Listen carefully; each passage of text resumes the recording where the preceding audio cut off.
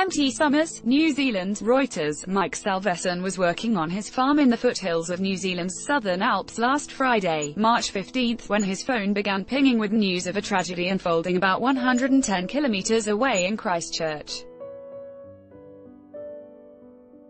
A lone gunman, armed with two powerful semi-automatic rifles and other weapons, had entered two mosques, shooting dead 50 people and wounding 50 more. 6 days later, Prime Minister Ardern announced New Zealand's gun laws, little altered for almost 3 decades and much less restrictive than neighbouring Australia, would be overhauled to ban the type of semi-automatic weapons used in the attack. Ardern was applauded by many, but there was uncertainty about how the rural community that make up most of the country's 250,000 gun owners would react. "I'm fine with it," said Salvesen, who owns 3 guns but not of the type that will be banned. "I don't have a need for them and very few do." Salvesen said he admired Ardern's response since the tragedy.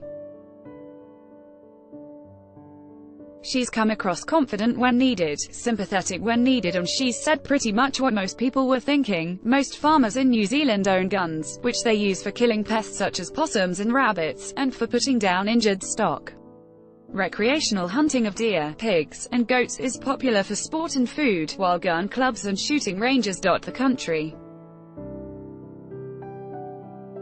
The new laws allow for some exemptions for pest control. Sean Maloney, who kills pests including goats and wallabies across the South Island, said there was definitely a place for semi-automatic weapons with larger magazines for jobs like his. "If you are having a very tightly controlled access to that style. But it's still available, that is welcomed by several of my associates and myself," he said.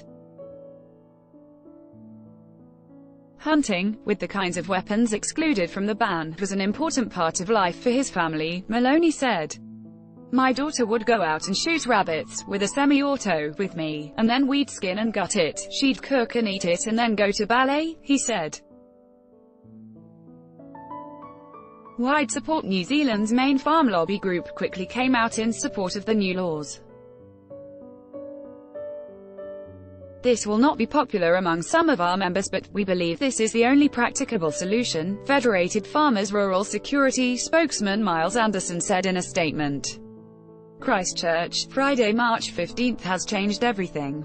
The main opposition National Party, which draws strong support in rural New Zealand, also backed the plans. Under the changes, all military-style semi-automatics (MSSA) and assault rifles will be banned, along with parts used to convert weapons into MSSAs and all high-capacity magazines. The changes exclude 2 general classes of firearms which are commonly used for hunting, pest control, stock management on farms, and duck shooting, small-bore rifles with magazines of no more than 10 rounds, and pump-action shotguns holding no more than 5 rounds. Bruce Plant, a rifle range club secretary in Oamaru, south of Christchurch, said there was little need for military-style weapons in New Zealand. "If you're out hunting and can't hit an animal with 1 shot, you are certainly not going to hit it with 20 shots. Experts say the changes don't go as far as Australia, which toughened gun laws 12 days after the shooting of 35 people at Port Arthur in Tasmania in 1996. There, all semi-automatic rifles and semi-automatic and pump-action shotguns are banned. There is also a restrictive system of licensing and ownership controls.